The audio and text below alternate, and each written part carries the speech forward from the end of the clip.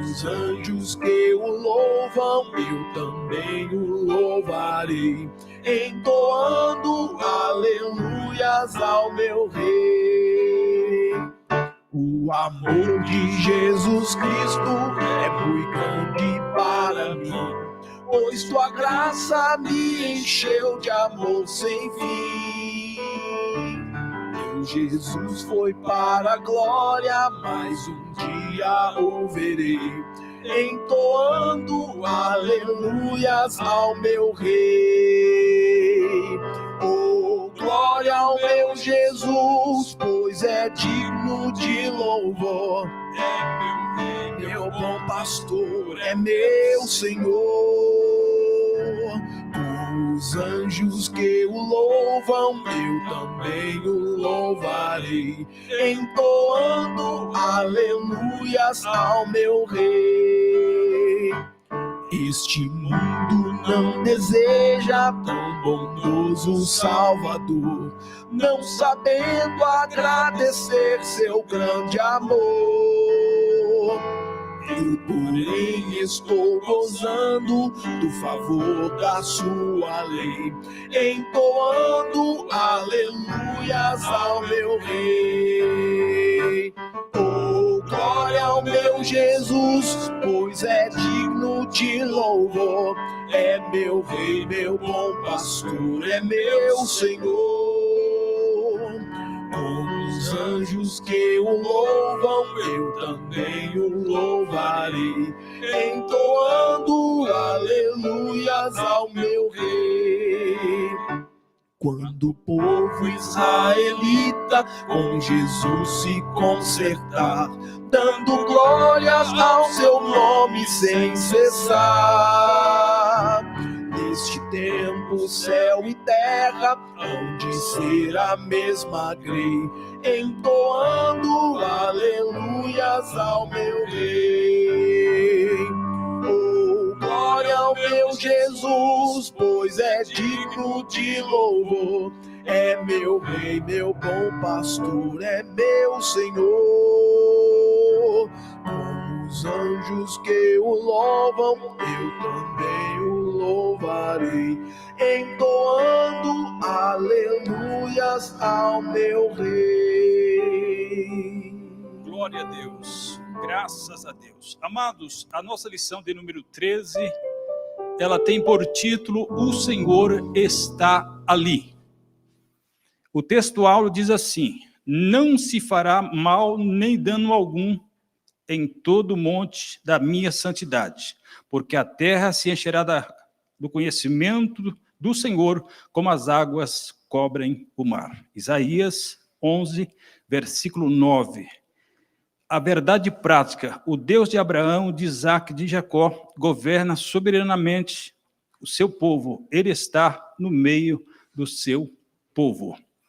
A lição bíblica em classe diz assim: e estas coisas, ou melhor, e estas são as coisas da cidade desde a banda do norte, 4.500 medidas. E as partes da cidade serão conforme os nomes das tribos de Israel. 3 portas para o norte, a porta de Ruben, uma porta de Levi, outra da banda do oriente. 4.500 medidas e portas. A porta de uma, a porta de Benjamim, outra, a porta de Dan, outra da banda do sul, 4.500 medidas de 3 portas. A porta de Simeão, uma, a porta de Isacar, outra, a porta de Zebulon, outra. Da banda do oriente, 4.500 medidas, e as suas 3 portas. A porta de Gade, uma, a porta de Asser, outra, a porta de Naphtali, outra. 18.000 medidas em redor, e o nome da cidade, desde aquele dia, será: o Senhor está ali. Essa leitura está em Ezequiel, capítulo 48, versículo 30 ao versículo 35, aonde hoje será nos ensinado, falado sobre esta lição. Vamos ficar de pé mais um instante, vamos orar a Deus para os professores que já estão aqui fazer o trabalho da obra de Deus dando a lição de número 13, a última lição do mês de dezembro e a última lição do ano de 2022. Glória a Deus. Maravilhoso Deus, eterno e soberano Pai, nesse momento eu quero apresentar nas tuas mãos os nossos irmãos que estão aqui, os alunos da Escola Bíblica Dominical, os professores, os irmãos, membros da igreja sede e todos os nossos obreiros, nosso pastor que se faz presente. Senhor, abençoa ricamente esta noite, em nome de Jesus, faz uma obra gloriosa, abre a nossa mente, o nosso entendimento espiritual para entender as coisas do céu. Usa os teus filhos nas tuas mãos, em nome de Jesus. Pastor Temi, por gentileza. Pode ser esse? Pode. Graças a Deus. A paz do Senhor, os irmãos. Quero também estender minha gratidão a Deus por mais esta oportunidade que o Senhor nos concede e também por podermos ter o privilégio desta noite poder esboçar a palavra do Senhor. Aos senhores que estão nas redes sociais, quero também convidá-los a nos acompanhar durante esse período e que o nome do Senhor seja glorificado. Nessa mesma feita, conclamo que todos os irmãos tomem seus assentos e meditemos na palavra do Senhor. Como foi esboçado pelo nosso companheiro, superintendente da Escola Dominical,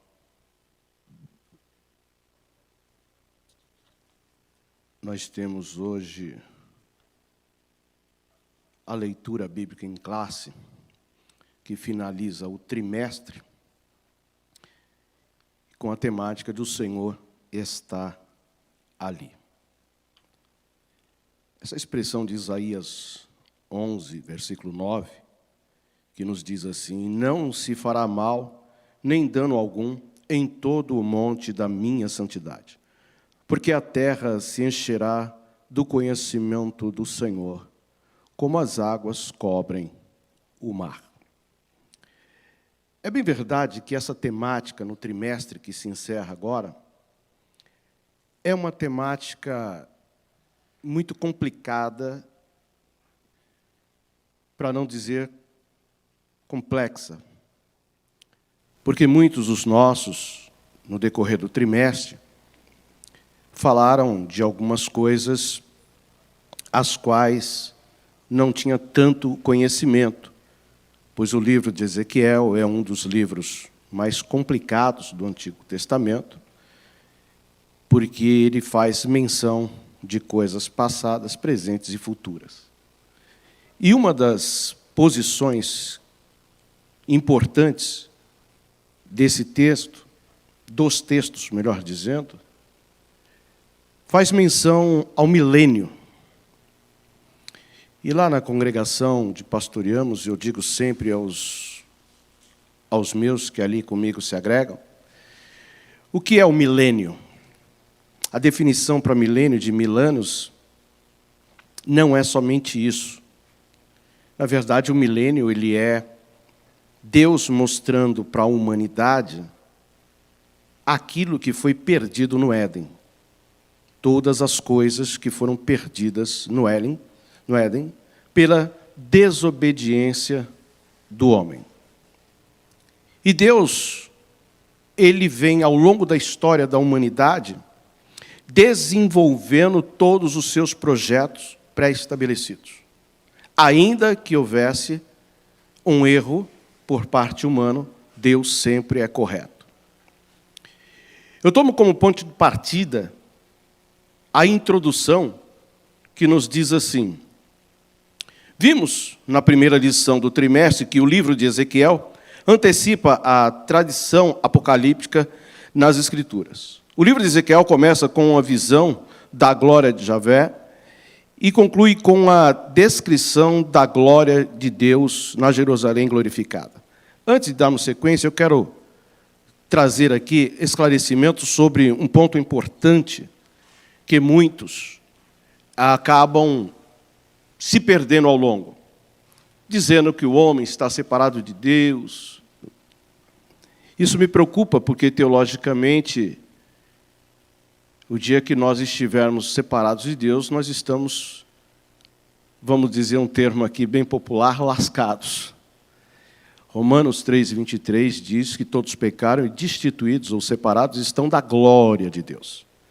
Então, o homem está separado da glória de Deus. Haja vista que o capítulo 17 do Evangelho segundo escreveu São João, tido também na teologia como o capítulo da glorificação, quando Jesus, orando ao Pai, ele esclarece isso. Então, por mais pecador, por pior que seja o homem, ele carrega em si partículas de Deus, devido a Deus ter soprado nas narinas o fôlego de vida, e então a alma, que foi quem foi atingida pelo pecado, se faz alma vivente. Então Deus aqui, ele vai começar a apresentar essa sessão de tudo que o homem perdeu. E ele começa, dando sequência à introdução, dizendo: não é possível compreender o livro do Apocalipse sem os oráculos de Ezequiel. Encontramos abundantes dados cruzados nesses dois livros, e ambos são revelados sobre o fim dos tempos. A presente lição encerra o trimestre estudando os aspectos da Jerusalém do milênio. O primeiro tópico, que é sobre a cidade, nos diz: há certa similaridade entre a visão de Ezequiel e a do apóstolo João no livro do Apocalipse, na linguagem e no conteúdo. Mas é importante que os crentes saibam distinguir a diferença entre Jerusalém do milênio e a nova Jerusalém do mundo vindouro. E aqui repousa também algo interessante, que não cabe estender muito, mas a Jerusalém do milênio e a nova Jerusalém, ela tem realmente uma distinção. Há uma turma aí fora falando que isso acontece aqui, e eu fico meio preocupado com isso, não vem nem ao caso da gente citá-los. Mas existe uma diferença que, para nós, os cristãos, principalmente para nós, os pentecostais, entendemos que o milênio nos mostrará coisas que hoje estão obscurecidas. Estive, inclusive, conversando com alguns na minha casa após um culto que nós fizemos alguns dias atrás. Estava dizendo: quantos de vocês têm um urso na sua casa para que você possa brincar com ele? Quantos têm lá na sua casa um tigre para você ficar brincando com ele? Evidentemente que alguns até tentam, mas esses animais eles seguirão os seus instintos normais. E até uma fábula recente de alguém que encontrou uma serpente caída, desfalecida, com pouca respiração, e essa pessoa foi lá, pegou, fez um trabalho, conseguiu restaurar a serpente, e logo depois que ela estava boa, ela picou essa pessoa que o ajudou, e ele veio a morrer. Ou seja, é o instinto do animal pelo pecado seguir a sua trajetória.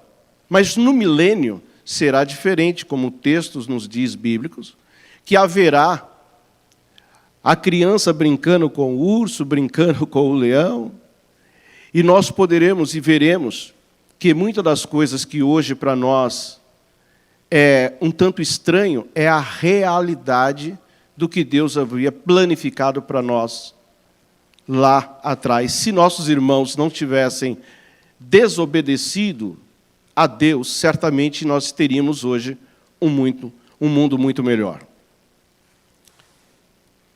Dentro do primeiro tópico sobre a cidade, e no subtópico 1, e estas são as saídas da cidade. E ele apresenta isso no versículo de número 30. E ele diz aqui na lição: essa seção final da profecia é um suplemento não somente do capítulo, mas também do próprio livro. Apesar de o nome da cidade não ser mencionado, o contexto deixa claro que se trata da Jerusalém. O termo hebraico para saídas, tishonot, aparece somente uma vez em Ezequiel, e é usado no livro de Números, com o sentido de limites, extremidades. Não? Ele traz algumas referências aqui, e ele faz, o autor, pastor Ezequias Soares, ele foi muito feliz nesse ponto, porque ele faz uma citação que hoje nós temos tantas versões bíblicas, mas a versão brasileira, a tradução brasileira, que é lá do começo do século, ela traz o ponto de extremidades, e eu corroboro com esse ponto, porque quando ele fala das cidades, e nós vamos ver um pouco mais à frente aqui, ele fala das pontas, do início e do fim, norte, sul, leste e oeste, que são os pontos cardeais aos quais nós hoje assim o conhecemos. E isso tem um sentido, porque se nós formos olhar a distribuição das cidades, lá atrás, e olhar a cruz do nosso Senhor, nós vamos ver que, geograficamente, essas qualificações de extremidade apontam para o desenvolvimento da cruz. Até nisso, Deus tomou o cuidado de nos trazer menção. Caminhando um pouquinho a mais, ele diz aqui, como o profeta usa outra palavra para saídas, lá em Ezequiel 42, 11 e 44, 5, muitos expositores do Antigo Testamento acham que saídas, apesar de semanticamente correta, não se ajusta bem ao presente contexto. A ideia, segundo alguns, seria: estas são as extremidades da cidade, mas saídas é a forma familiar e mais tradicional, mantida pela Septuaginta, a versão grega do Antigo Testamento e nas nossas versões atuais da Bíblia. É sabido que nós, assembleianos, temos, pela nossa convenção geral, estabelecido 2 tipos de traduções aos quais os assembleianos podem usar. Uma é a mais antiga, que é a versão revista e corrigida, haja vista que agora saiu em 2022 a nova versão da nossa Bíblia. Eu tenho até uma reunião próxima semana na CPAD justamente para ver isto. Mas a versão NAA, ela corrige alguns pontos importantes que, durante muito tempo, foi lido, foi interpretado e foi ensinado de forma equivocada. Deixa eu só ver aqui para os irmãos, que eu acabei esquecendo meu esboço em casa, mas, como diz o profeta, esteja preparado.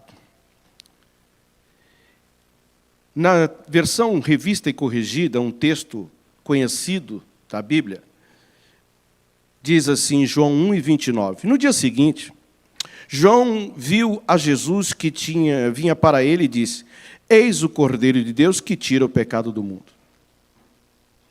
Eu estou trazendo essa menção, não que tenha alguma coisa a ver com a lição, mas para que o povo veja e os irmãos que nos seguem também possam entender o quanto teologicamente é importante você ter uma boa tradução. Quando João faz essa citação, ele diz que eis o Cordeiro de Deus que tira o pecado do mundo.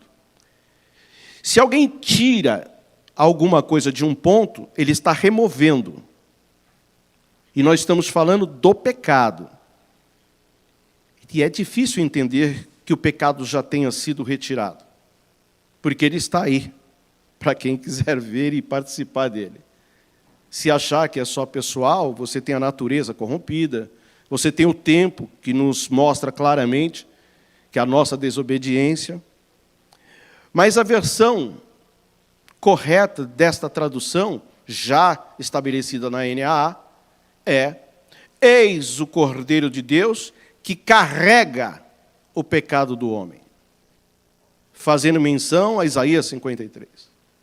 E nesse sentido, Jesus levou sobre si as nossas dores e pecados e aflições, e assim por diante. Ou seja, por que que Jesus fez esta tratativa de levar sobre si os nossos pecados, mas nós ainda continuamos doentes e alguma coisa? Porque isso faz menção à eternidade. Uma coisa é você ter o corpo glorificado, outra coisa é você ter em si as marcas de um pecado que te assolaram desde o teu nascimento, como o Salmo 51 diz. Então, essa tradução ela é muito importante, queridos, para nos trazer luz à necessidade que temos de fazer interpretações corretas dentro dos textos bíblicos. E aqui, nesse texto do primeiro tópico, a melhor posição é extremidade, porque ele está fazendo uma menção apontando para a cruz do nosso Senhor Jesus Cristo, que é a divisão das tribos de Israel. Dando sequência ainda, nós vamos ao tópico de número 2, formato da cidade. Mano, ainda mais essa água. É minha? É minha? Então deixa eu molhar aqui um pouquinho.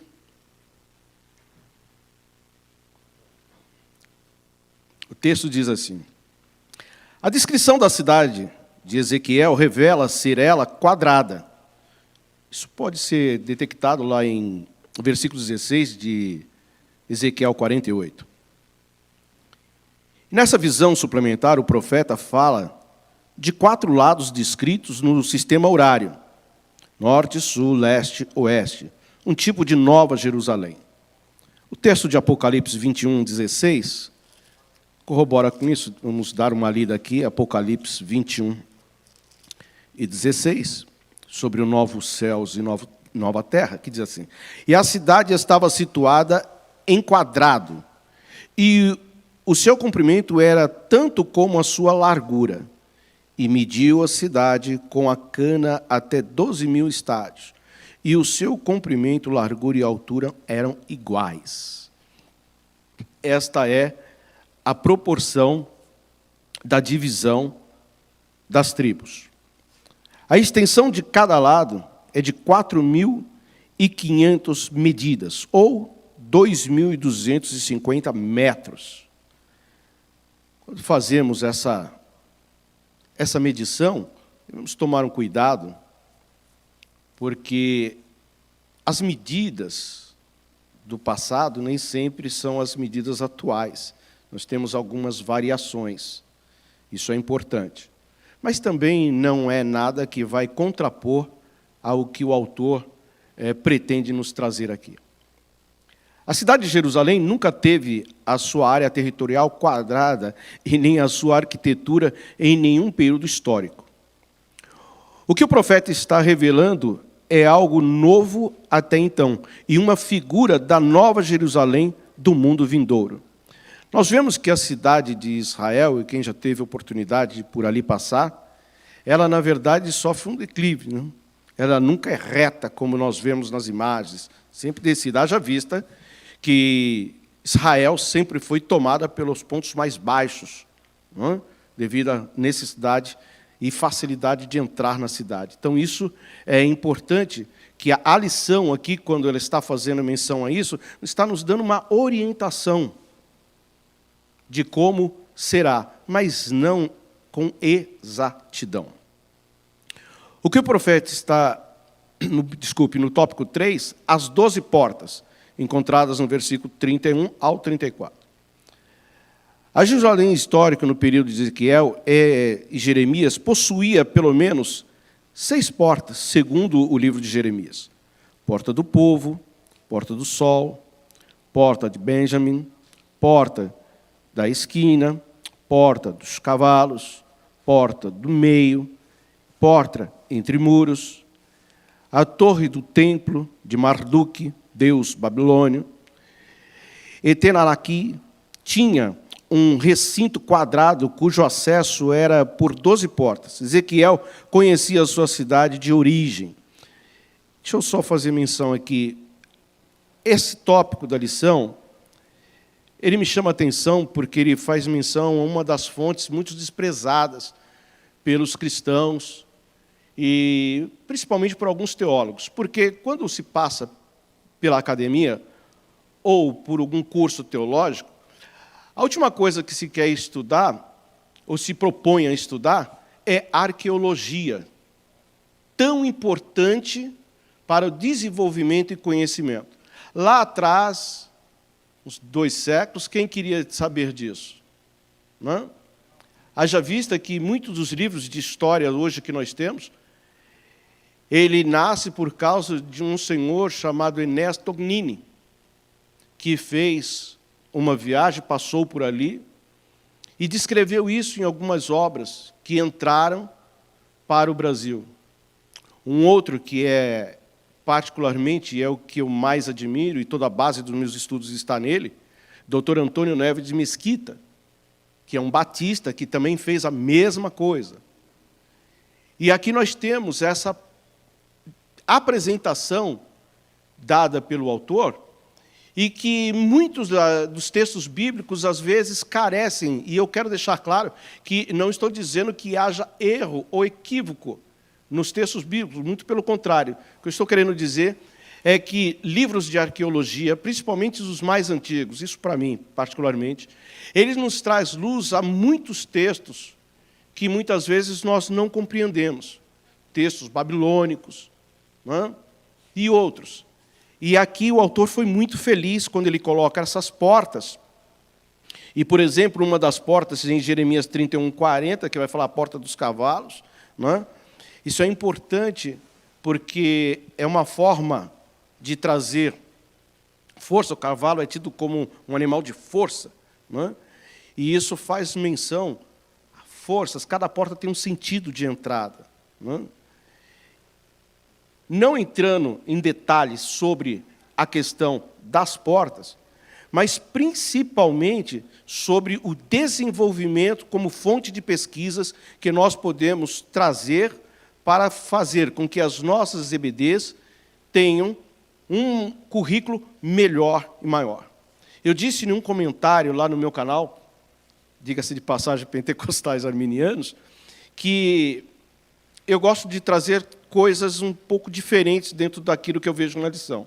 Não foi o caso aqui, por motivos que não vem ao caso comentar, mas estudar um pouco sobre a Babilônia antiga, ela é muito importante para nós entendermos algumas coisas que acontecem no livro do Apocalipse. Se nós formos falar aí com uma religião ou uma denominação que começa lá no passado, qual não vou citar o nome aqui, né? Vai ser meio difícil eles explicarem a Babilônia, né?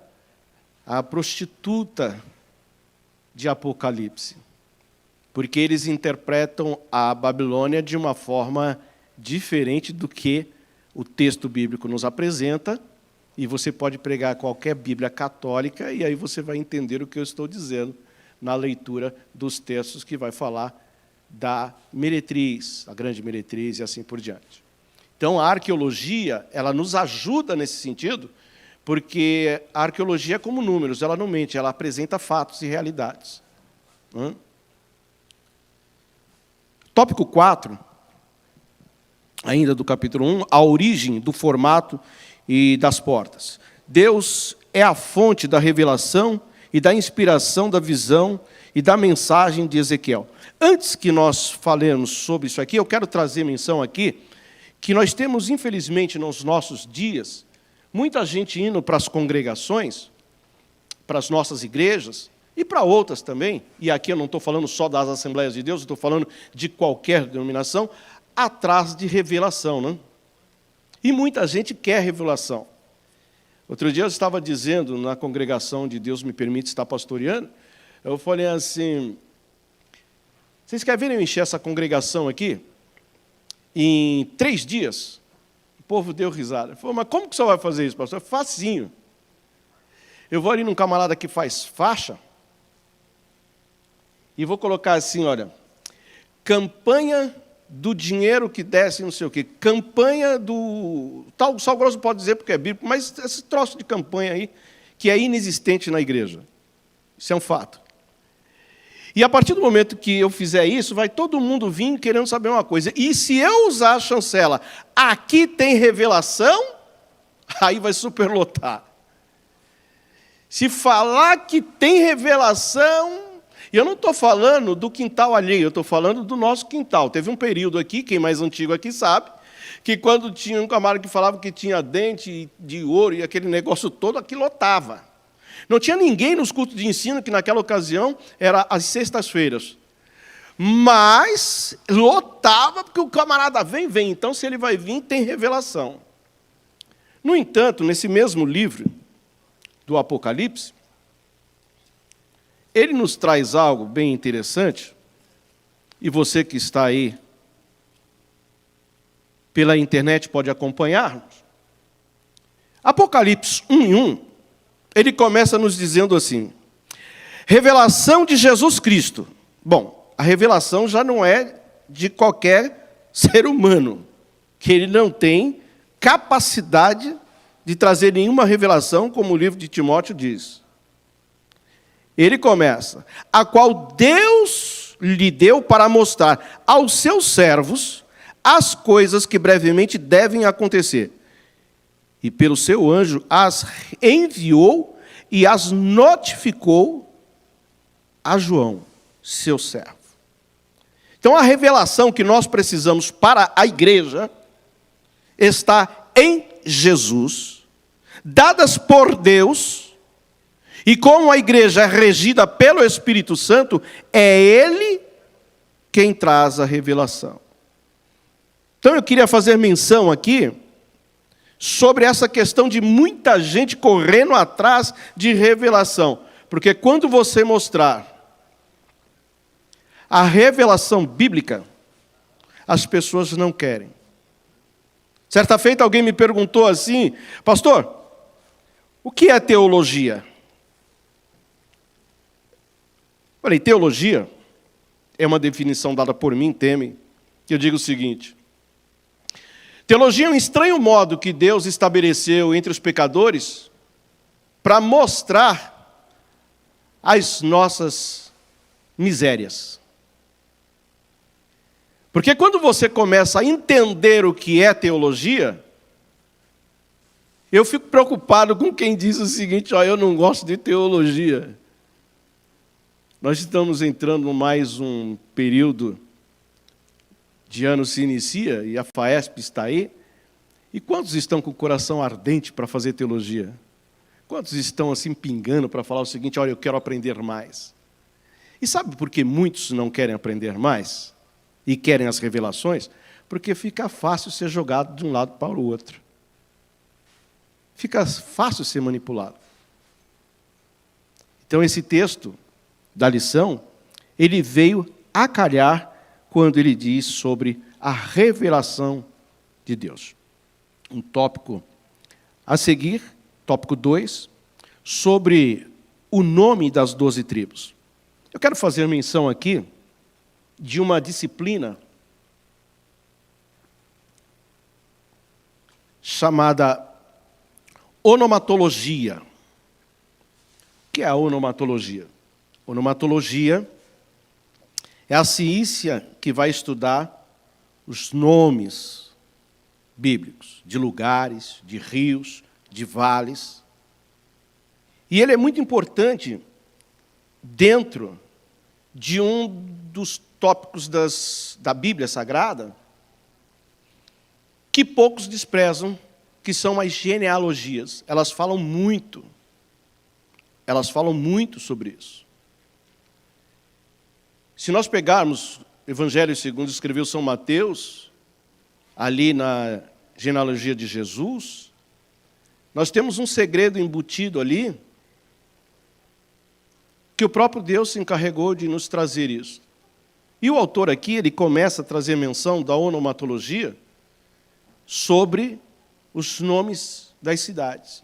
E é muito normal, e aí eu posso dar até uma sugestão para quem estuda ou ler a Bíblia, que após Deus estabelecer as 12 tribos baseado nos 12 patriarcas, e aí nós vamos aprender mais à frente, e até falei isso na congregação esses dias, que assim como os 12 apóstolos não foram 12 apóstolos, as 12 tribos também não foram 12 tribos. Mas está registrado como 12 tribos. E aí nós vamos, dentro da sala de aula, aprender o porquê. E isso tudo tem um sentido, cada nome aqui. Nós não temos aqui, eu não estou com os materiais que eu poderia estar para poder discorrer sobre os nomes, mas cada nome das tribos aqui, ela tem um sentido apontando para o sacrifício vicário de Jesus na cruz do Calvário. Louvado seja o nome do Senhor. Isso é importante porque nós olhamos e muitas vezes lemos textos que nós não sabemos quando está falando de pessoas ou quando está sendo falado de cidades estabelecidas por meio destas pessoas. E quando você conhece um pouco da onomatologia, e você sabe do nome, da descrição do nome, então você passa a entender o contexto onde está sendo aplicado, para entender se ele está fazendo menção de cidades ou de pessoas. Mais um pouco à frente, o texto diz assim da lição. Os patriarcas Abraão, Isaque e Jacó aparecem com frequência nas Escrituras como representantes e fundadores da nação de Israel. Isso é importante. Outras vezes são os nomes dos 12 filhos de Jacó para representar as 12 tribos de Israel. Como acabamos de dizer. As 12 tribos de Israel. Há cerca de 20 listas dos filhos de Jacó e das respectivas tribos de Israel no Antigo Testamento, mas não existe nenhum padrão. Por exemplo, a lista com os 4 primeiros nomes, Rubem, Simeão, Levi e Judá, seguem a ordem do nascimento. Isso pode ser visto em Gênesis 35, 22 ao 27 e 46, do 8 ao 27, assim como 49, do 3 ao 27 e Êxodo, capítulo 1, do versículo 1 ao 6. Outras listas divergem a partir do 5º nome. A lista de Ezequiel segue o sentido horário, a partir do norte da cidade com Rubem, Judá e Levi. Leste ou oriente, José, Benjamim e Dan. Sul, Simeão, Issacar e Zebulon. Oeste ou ocidente, Gad, As ou Naftali. Aqui é importante também entendermos essa distribuição. Na listagem leste ou oriente, que fala sobre José, Benjamim e Dan, eu estou agora sem o texto, não me recordo, mas tem o texto que em Deuteronômio mostra que Dan está tirada das 12 tribos. Dan, ela se apostata e acaba saindo. Isso depois os irmãos podem servir de pegar direitinho e ver isso. Isso nos traz uma lição. E confunde a mente de alguma turma aí fora que diz que Deus ordenou uns para a salvação e outros para a perdição. Enfim, eu não vou entrar aqui, que senão tem um companheiro ali que me bate de cinta. Não é? Mas Dan é um exemplo como Judas. Foi chamado? Foi. Estava no colégio apostólico? Estava. Mas se você está dentro da chamada, que não é sua, é um propósito divino, e você não anda segundo os parâmetros, em algum momento você pode ser cortado. Em algum momento você pode ser tirado. E é interessante que quando nós temos alguns tipos de Judas, não precisa se preocupar, querido. O Judas se enforca sozinho. Isso é fato. Ainda na sequência, tópico 2, subtítulo 2, que nos traz a seguinte temática: critério da ordem dos nomes. Pelo relato do nascimento deles, a melhor explicação da ordem dos nomes parece ter sido o critério das mães deles, ou pelo menos uma tentativa, Leia e Zipa de um lado, Raquel e Bila de outro. Diferença é que Naftali é filho de Raquel, por meio de sua serva Bila. Isso pode ser visto lá em Gênesis 30, verso 8. E está junto com Gad e Aser. E Ezequiel vai fazer menção, Ezequiel 48, 34. Filhos de Leia, por meio de Zipa. Toda escolha tem seu propósito. nada é aleatório. Ou os escritores bíblicos sabiam o que estavam fazendo, a questão é que nós desconhecemos esses critérios. Existem coisas que estão dentro da presciência de Deus que é difícil nós estabelecermos com 100% de exatidão. E o que a Bíblia se cala, eu procuro não ir além do que ela me fala. O texto do Gênesis, quando nós vemos a arca depois do dilúvio, nós temos um texto que a pomba, ela traz no bico, né, uma folha de oliveira. E me chamou a atenção isso, porque esse é um fato importante que, seguindo aquilo que foi estabelecido, e eu creio em tudo que está 100% na Bíblia, que o dilúvio ele foi 100%, ele foi real, e nada escapou, a oliveira ela precisa, dentro da sua desenvolvimento natural, alguns anos para ela começar a dar folhagem. E ela precisa de terra seca para que ela possa expandir. A questão é, se o dilúvio foi 100%, da onde surgiu essa folha? Eu já vi algumas especulações, eu já vi alguns dizendo, mas eu fico com a Bíblia, e se a Bíblia não me diz de onde veio, eu não vou dizer de onde ela veio. Eu acredito por fé que isso está dentro da presciência de Deus, porque a terra estava toda lotada de água. E só depois, ao cabo de 150 dias, é que a arca repousa sobre o Monte Ararat. Então tem coisas que não adianta nós tentarmos ir além para falar, eu sei disso e aquilo. Não. Não dá para a gente ir além daquilo que a Bíblia se cala. E esse texto é justamente algumas coisas que ficam debaixo da presciência de nosso Deus. O tópico 3, onde ele traz toda a divisão sobre os nomes, ele acrescenta na última parte, dizendo assim, de Abraão, o filho escolhido, foi Isaque. De Isaque, o filho escolhido, foi Jacó. De Jacó, todos foram incluídos na nação escolhida. Êxodo 1, do 1 ao 6.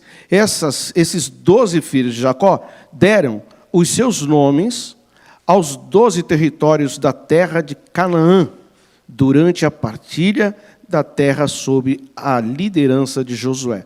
Podemos ver isso bem em Josué 14, 1, 3. E aqui também tem algo bem interessante, né? Que Moisés é quem faz todo o trâmite, todo o aconselhamento, deixa tudo preparado.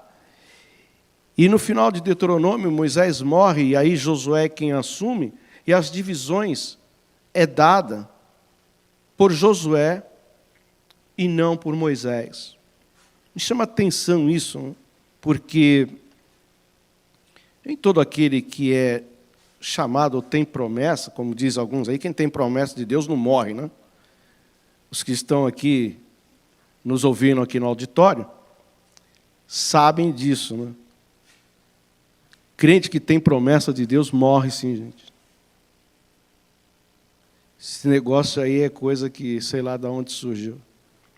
Mas também não vem ao caso.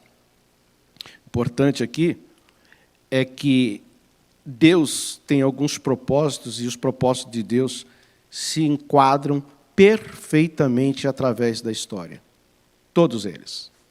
Assim, o propósito desses 12 nomes dos filhos de Jacó, como representação da nação, está claro também no éfode sacerdotal.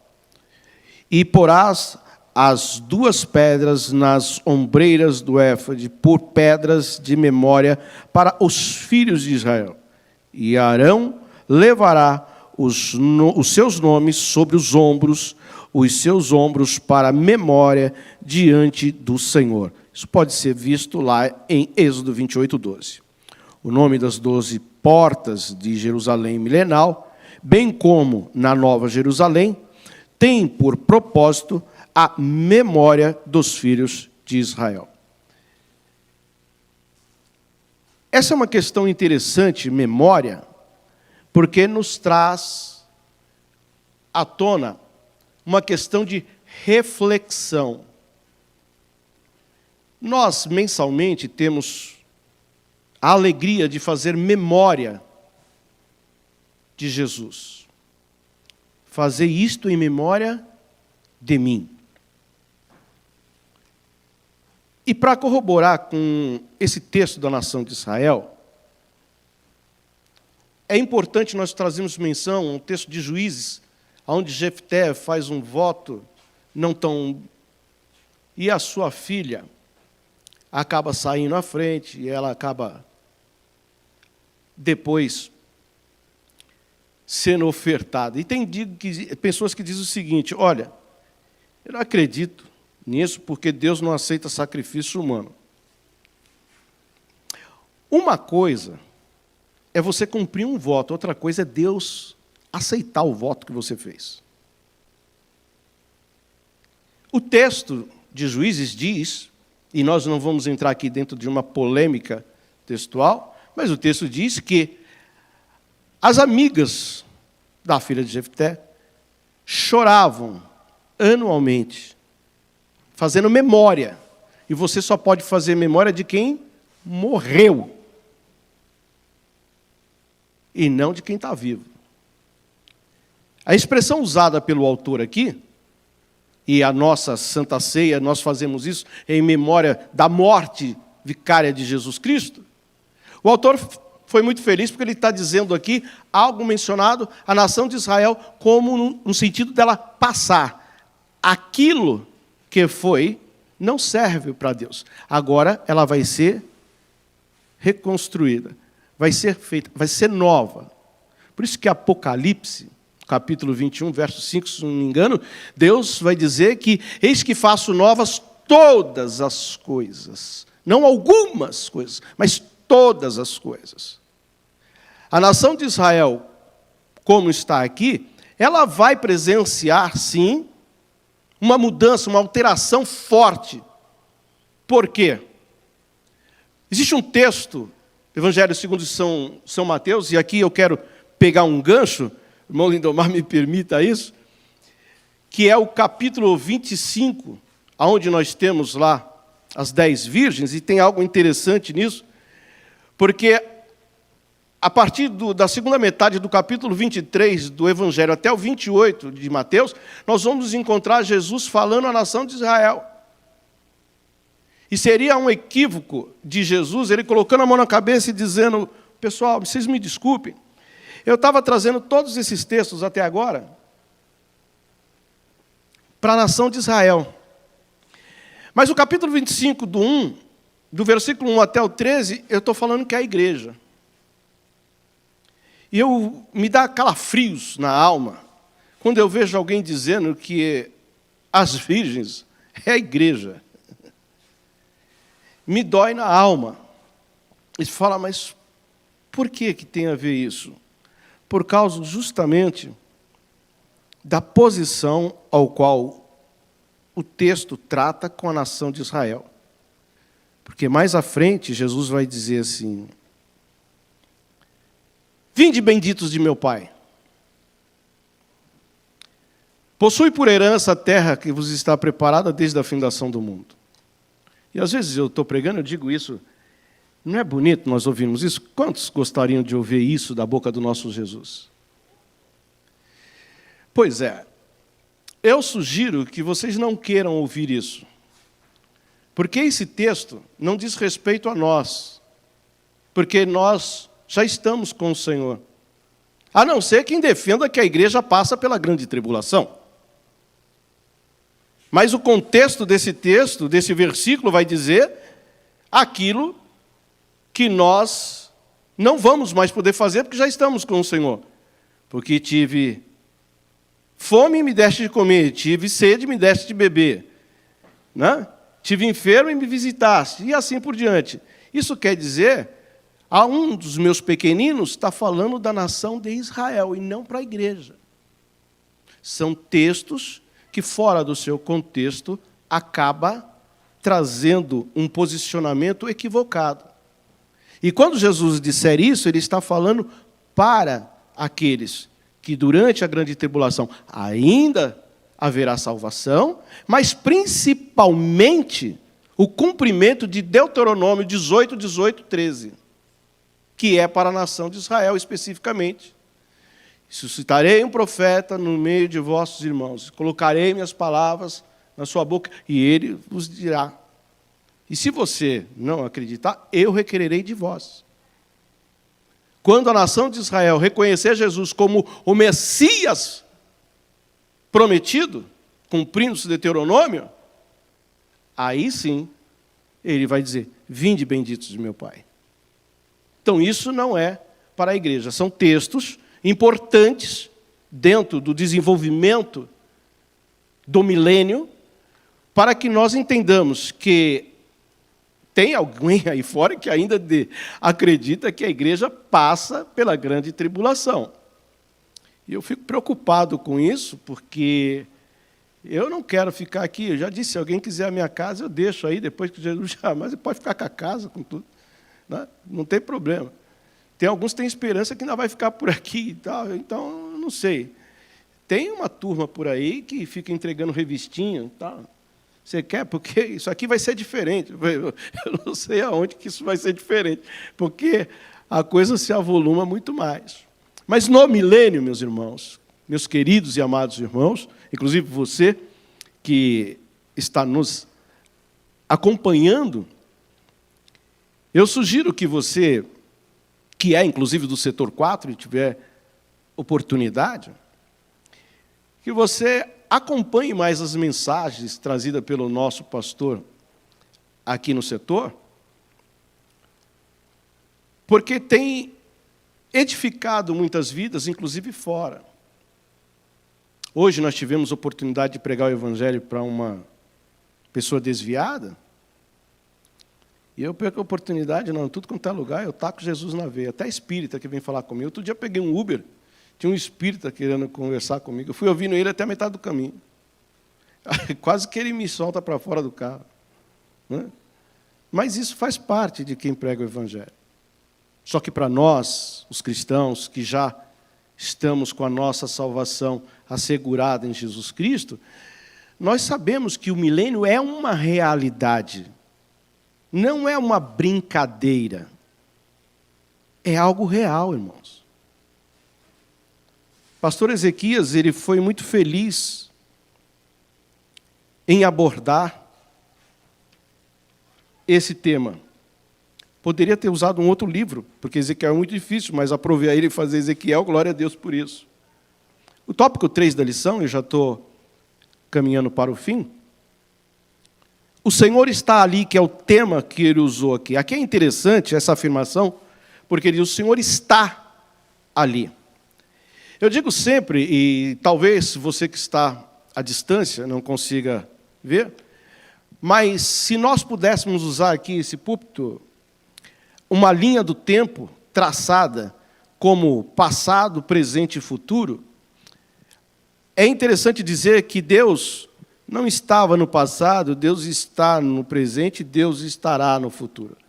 Deus está no passado, Deus está no presente e Deus está no futuro. É importante nós termos essa noção da presença de Deus, porque a presença de Deus não implica na manifestação de Deus. Em um dos meus livros eu digo, Deus está no inferno, e quando eu falo que Deus está no inferno, as pessoas falam, não, Deus não está lá. Como se ele tivesse a capacidade técnica de isentar Deus de estar no inferno. primeiro ele tem que definir o que seja inferno, para depois dizer se tem algum lugar que Deus possa não estar. Então a expressão Deus está ali faz menção à presença manifesta de nosso Deus.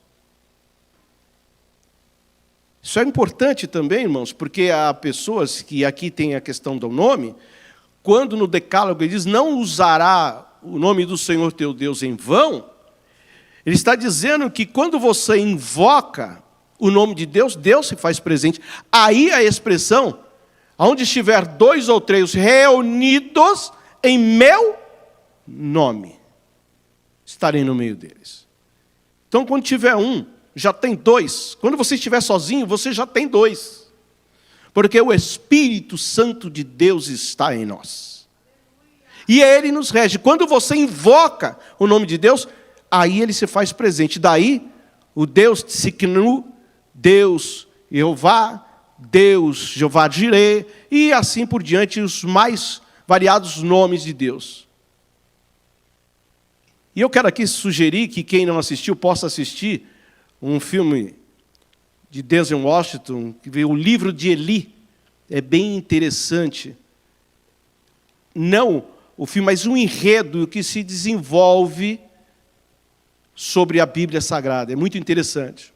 Então o autor ele começa aqui dizendo, Deus está ali. É uma afirmação e é uma realidade. Por isso, meu amado irmão, onde você estiver, eu trago para você a grata satisfação de te dizer, você não está sozinho. Deus está conosco. Amém, queridos? Esse é o novo nome da cidade de Jerusalém, depois da sua purificação e restauração. Note que é após. Só vai ter um nome, a presença de Deus manifesta quando houver uma purificação, para haver então uma restauração. E essa restauração, ela não é só física, ela é espiritual. Sem deixar lembranças da idolatria, prostituição e violência. O nome Jerusalém, de novo a onomatologia aqui em cena, não conseguiu deletar da memória do povo as abominações do passado. Por isso, esse nome precisa ser mudado. E aqui ele faz menção aos 2 nomes, a cidade de Salem e de Jebus. São 2 cidades distintas que, eventualmente, no decorrer dos anos, devido à junção, ela passa, então, a ter o nome de Jerusalém. E aqui Israel, cabe dizer, ela tem 2 capitais, e isso, lá na frente, isso é coisa humana, né? Que é Jerusalém, área espiritual, Tel Aviv, que é a administrativa.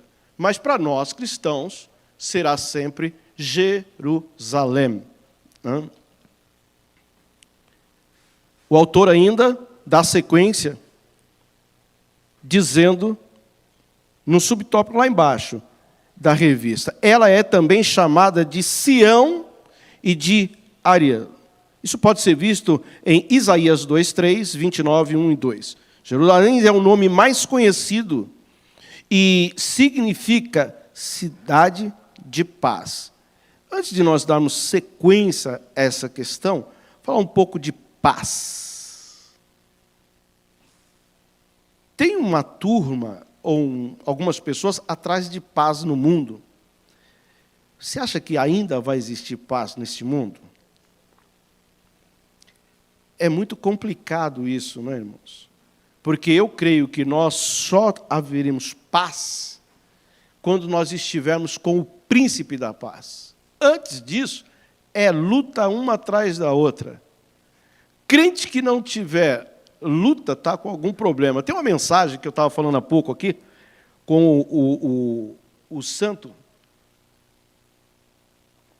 que pregou essa mensagem, há 3 semanas atrás, um privilégio poder ouvir, eu não estava aqui, mas eu ouvi a mensagem, e em certo ponto o orador ele diz que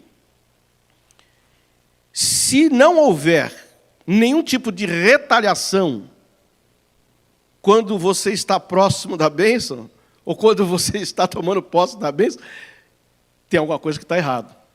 Toda bênção vem acompanhada de retaliação. Por exemplo, há pouco eu estava conversando com o superintendente da IBD, irmão Lindomar, e nós, lá na congregação de pastoreamos, tivemos uma luta terrível, que estávamos sem microfone, e eu tinha que trocar os negócios, e eu troquei tudo ali. Graças a Deus, Jesus é bom. Amém, queridos? Jesus provê as coisas.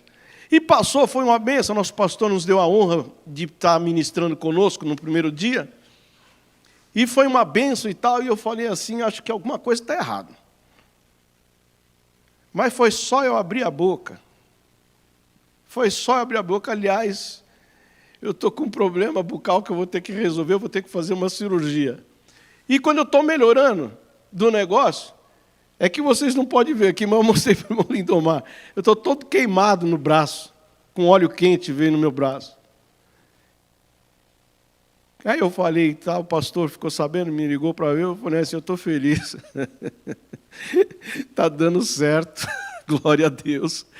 Se você estiver fazendo o negócio e estiver tudo tranquilinho, então tem um problema, né? Tem um companheiro nosso aqui, talvez muitos não saibam, inclusive ele está ali olhando para mim. Quando ele estava próximo de ir para a Argentina, a gente teve o privilégio de acompanhar a trajetória dele. Então, um dia que ele estava entrando num mercado, ele mesmo pode dar esse testemunho, e alguém parou ali na escada de um mercado ali e deu uma profecia para ele. E lá para os nossos lados, que nós vamos para aquele lado, tem uma ladeira. Veio um caminhão, então, acho que dentro do carro lá, e não morreu, porque Deus o guardou. Isso são retaliações que acontecem no ministério. Isso é importante para o desenvolvimento da obra de Deus. Por isso, a necessidade de que Israel sofra uma alteração por completo de ordem espiritual. Por fim, o nome divino, o próprio Deus se identifica a si mesmo como Hashem, o nome. Isso pode ser visto em 2 Samuel 6,2, quando a Bíblia faz menção do nome de Deus, está se referindo ao próprio Deus. Haverá um lugar que escolherá o Senhor vosso Deus para ali fazer habitar o seu nome. Deuteronômio 12:11. Yahvé Shammah, a Bíblia nos mostra com clareza que Deus se deu a conhecer nos tempos do Antigo Testamento, por vários nomes inerentes à sua natureza e à circunstância de sua revelação. Olha o que eu falei. Os nomes dados em Israel, ele tem a ver com a situação, o ambiente e assim por diante. Para Abraão, ele apareceu como a provisão para o sacrifício em lugar de Isaque, seu filho, com o nome de Yahvé Jireh. E Yahvé Jireh, que significa o Senhor proverá. E prometendo livrar os filhos de Israel daquelas pragas e enfermidades que sobrevieram aos egípcios. Ele se manifestou como Yahvé Rafá, ou Jeová Rafá. Mas o nome divino Yahvé Shammah, isto é, o Senhor está ali, é o novo nome dado à cidade no milênio. O objetivo é desassociar o nome de Jerusalém com os pecados do passado. Isso dá para nós entendermos, e eu já finalizo, porque meu tempo já se encerrou, mas a necessidade do nome de nosso Deus. Lá em Êxodo, quando ele se apresenta a Moisés, dizendo: como que eu vou dizer quando me disserem quem me enviou? Ele fala assim: eu sou. E por 23 vezes aproximadamente no Evangelho, segundo escreveu São João, Jesus se identifica como sendo eu sou.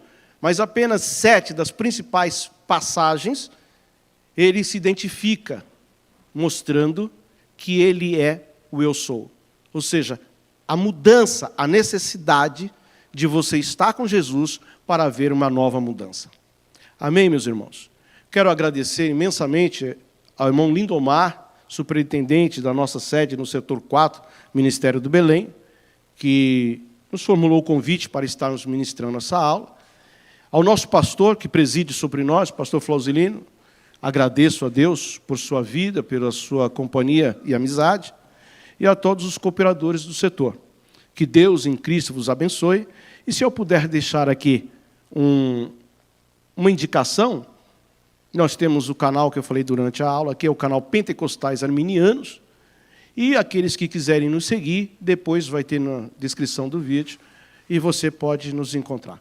Que Deus em Cristo vos abençoe e que nos ajude. Eu quero, aonde você estiver, fazer uma oração pela tua vida e por vocês que nos habitam. Se você puder, fique sobre os seus pés, e logo depois da oração eu já entrego ao nosso companheiro.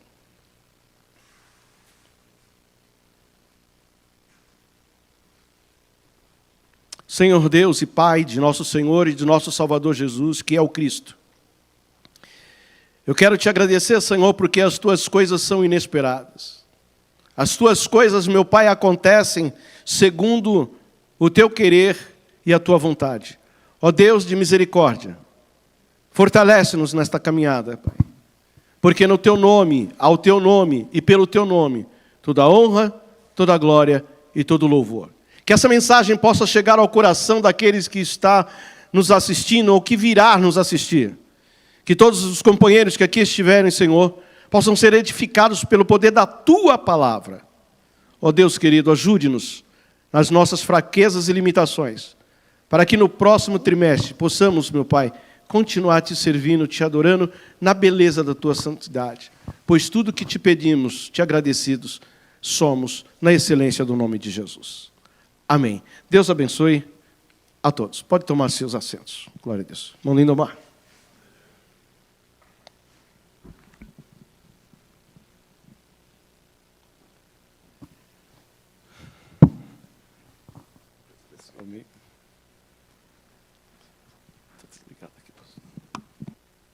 Glória a Deus. A paz do Senhor, irmãos. Queridos, nós tivemos o privilégio de, nesse trimestre, nos debruçarmos sobre o livro de Ezequiel, a sua história, as suas visões e as suas profecias. Como nós sabemos, Ezequiel, ele é considerado um dos profetas maiores. Ele escreveu um dos maiores livros da Bíblia. E, irmãos, embora não existam assim informações tão abundantes e detalhadas a respeito da biografia de Ezequiel, porém, as informações que temos a respeito dele nos faz admirá-lo pela sua personalidade. Nosso tempo já esgotou e eu não vou me prolongar. Mas eu admiro muito a disposição de Ezequiel, um jovem de 26 anos de idade, e isso é um exemplo para nós, que somos pais, avós, é um exemplo também para os nossos filhos. Ele se dedicou em condições típicas, especiais, a começar o seu ministério a partir dos cativos. Poderia ele, pela sua genealogia, falar: não, eu não vou para os cativos. Eu vou ficar aqui, junto com Daniel. Porém, meus amados irmãos, ele foi um homem obediente. E uma das coisas que me impressiona e que serve de exemplo de vida para mim, foi Deus ter mandado ele para que ficasse junto com os cativos, para que pudesse, quando ele profetizasse, saber que ele estava profetizando para gente sofrida, estava profetizando para gente magoada. Porque, meus amados irmãos, às vezes nós pregamos e alguém que está com fome está ouvindo a nossa pregação e nós nunca passamos fome. Deus, às vezes, irmãos, nos leva para certas situações para que nós aprendamos a ter compaixão, a ter misericórdia, a ter empatia com as pessoas que sofrem, com as pessoas que pecam, com as pessoas que erram, com as pessoas que caem. Vou dizer para os irmãos que muitas quedas que a gente fala, fulano caiu, elas são didáticas. É Deus ensinando ao homem a compreender a fragilidade da natureza humana e a ter misericórdia daqueles que caem e estender a mão para levantá-los sem uma palavra de condenação. Então, meus queridos irmãos, uma das coisas que me impressiona também muito, Ezequiel, é que na sua escrita, ele chegou a censurar o profeta Jeremias, por causa das reclamações de Jeremias. Queridos irmãos, eu acredito que todos nós temos a nossa coletânea de 13 lições. É muito bom a gente ir guardando essas lições, para de tempo em tempo poder voltar e rever e novamente estudar. E nós vamos, a partir do próximo domingo, entrar em uma lição muito importante a respeito do avivamento, o chamado das Escrituras ao quebrantamento e ao poder de Deus. Vamos fazer desses próximos 3 meses, irmãos, um tempo assim de imersão. Eu me lembro quando nós tivemos os 100 anos da Assembleia de Deus, eu dava aula para uma classe de adolescentes, nós tínhamos uma lição sobre os avivamentos. A partir do avivamento de Pentecostes até os avivamentos experimentados em vários lugares. E Jesus batizou todos os adolescentes com o Espírito Santo. Uma coisa assim incrível. E nós vamos aproveitar esse tempo de 3 meses em que estaremos estudando a respeito do avivamento espiritual para fazer uma imersão. Amém, irmãos? Que quando a gente demora aqui, o cronômetro fica ali vermelho piscando. Estejamos de pé, irmãos. Eu quero agradecer a todos vocês que estão aqui conosco nesta noite, também as pessoas que estão conosco pela internet. Que Deus em Cristo a todos abençoe. Um Feliz Natal a todos os irmãos, as vossas famílias, a todos vocês que estão conosco pela internet. E na próxima quarta-feira, irmãos, a convite do irmão Lindomar, se assim o Senhor permitir. Eu já fui mais atrevido, mas depois que eu tive Covid, eu comecei a falar mais. Se o Senhor quiser, sim.